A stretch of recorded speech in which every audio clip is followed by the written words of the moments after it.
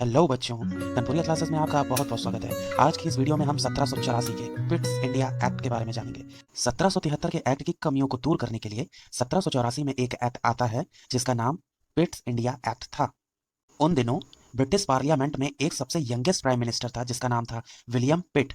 उसी के नाम पर इस 1784 के ईस्ट इंडिया एक्ट को पिट्स इंडिया एक्ट नाम दिया गया। अगर पिट्स इंडिया एक्ट के बारे में कोई सार पूछता है कि इस एक्ट का आखिर सार क्या था, तो हमें सिर्फ एक पॉइंट याद रखना है, वो है बोर्ड ऑफ कंट्रोल।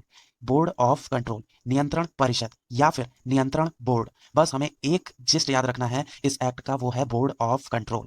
भाई जी, इस एक्ट में बोर्ड ऑफ कंट्रोल के सिवा बाकी कोई भी चीज इतनी इंपॉर्टेंट नहीं है, लेकिन फिर भी एक अंडरस्टैंडिंग, एक समझ बनाने के लिए हम इसके बैकग्राउंड को एक बार देख लेते हैं। ताकि हम पहले भी देख चुके हैं कि बंगाल के गवर्नर जनरल के ऊपर कोर्ट ऑफ डायरेक्टर्स हावी थे और कोर्ट ऑफ डायरेक्टर्स के ऊपर ब्रिटिश पार्लियामेंट हावी थी। अब ये कोर्ट ऑफ डायरेक्टर्स के जो 24 मेंबर थे, यही डायरेक्टली कॉमर्शियल और पॉलिटिकल एक्टिविटी के जिम्मेदार थे। यानी भारत में जितनी भी व्यापारिक और राजनीतिक एक्टिविटी कार्य चालू थे, वो डायरेक्टली किसके अंडर में चालू थे? कोर्ट ऑफ डायरेक्टर्स के अंडर में चालू थे। अब जैसा कि हम पहले देख चुके हैं कि ब्रिटिश पार्लियामेंट ने यह पाया कि कोर्ट ऑफ डायरेक्टर इतने कैपेबल नहीं है। उसने सीधे सीधे उनसे क्या बोला कि आपसे ना हो पाएगा, ठीक है, आपसे कतई नहीं हो पाएगा। ब्रिटिश पार्लियामेंट ने कोर्ट ऑफ डायरेक्टर से बोला कि भैया आप सिर्फ कंपनी की कॉमर्शियल एक्टिविटी पे ध्यान दीजिए। आप सिर्फ कंपनी की कॉमर्शियल एक्टिविटी यानी व्यापारिक जो कार्य हैं उसी पे ध्यान दीजिए। जो पॉलिटिकल मुद्दे हैं यानी राजनीतिक रिलेटेड काम है, वो हम अपने तरीके से करा लेंगे। और इसी वजह से उसने एक बोर्ड ऑफ कंट्रोल यानी नियंत्रण परिषद की स्थापना की, नियंत्रण बोर्ड की स्थापना की। किसने? ब्रिटिश पार्लियामेंट ने। जिसमें कितने? 6 मेंबर होते थे। 6 members were there in BOC। और एक चीज याद रखने वाली बात है कि इन 6 मेंबर को जो काम दिया गया वो था राजनीतिक काम, यानी राजनीतिक काम जो भी होगा वो ये सब देखेंगे। कौन? बोर्ड ऑफ कंट्रोल के मेंबर्स। लेकिन इसकी जो पेमेंट होगी वो कौन करेगा? वो पार्लियामेंट नहीं करेगी, ब्रिटिश गवर्नमेंट नहीं करेगी। उसकी पेमेंट भारत से ही ली जाएगी, यानी उसकी पेमेंट कंपनी ही देगी।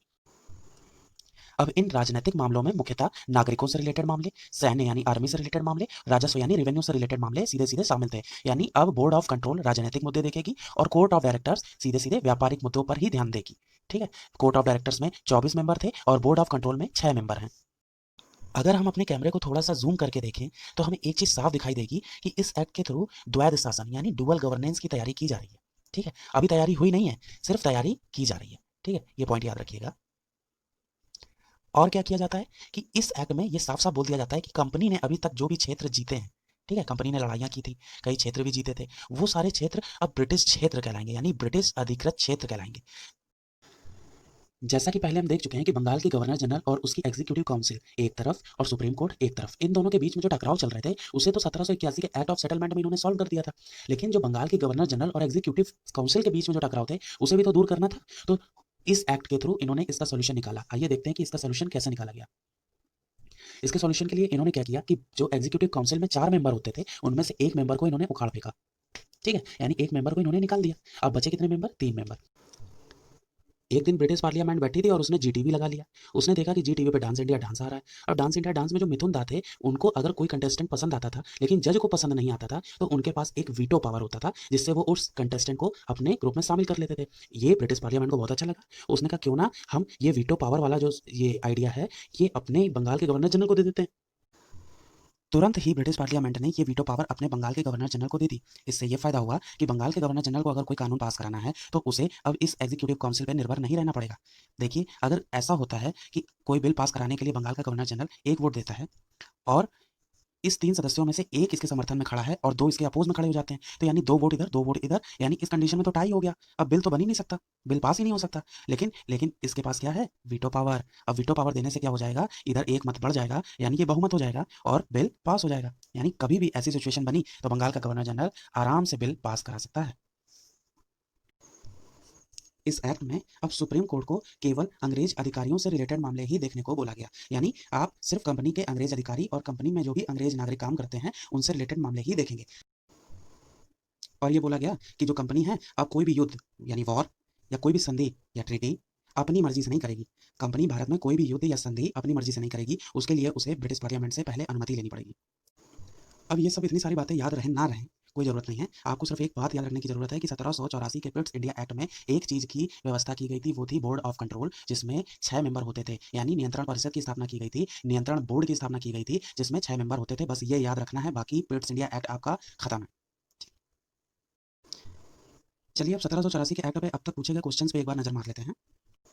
जैसा कि हमारा पहला क्वेश्चन यूपीपीसीएस 2015 में पूछा जा चुका है, इसमें पूछ रहा है कि बोर्ड ऑफ कंट्रोल की स्थापना किस अधिनियम के अंतर्गत की गई। हमने अपने पूरे टॉपिक में देखा कि बोर्ड ऑफ कंट्रोल नियंत्रण बोर्ड की स्थापना 1784 के पिट्स इंडिया एक्ट के अंतर्गत की गई थी, जिसमें 6 मेंबर होते थे। तो ऑप्शन डी सही हो जाएगा। ये जो दूसरा क्वेश्चन दिख रहा है, ये यूपीपीसीएस 2003 में पूछा गया था, जो हमने अपने फर्स्ट वीडियो में सॉल्व किया था, जिसका बेस हमने क्या लिया था, सिर्फ 1773 का रेगुलेटिंग एक्ट लिया था, जिसके बेस पे ये पूरा का पूरा क्वेश्चन सॉल्व हो गया था। लेकिन हमें सारे ऑप्शन किल करने हैं, तो आज हम देखेंगे जो हमने 1784 का एक्ट पढ़ा है उसके अंदर इसके में कौन सा ऑप्शन किल होगा।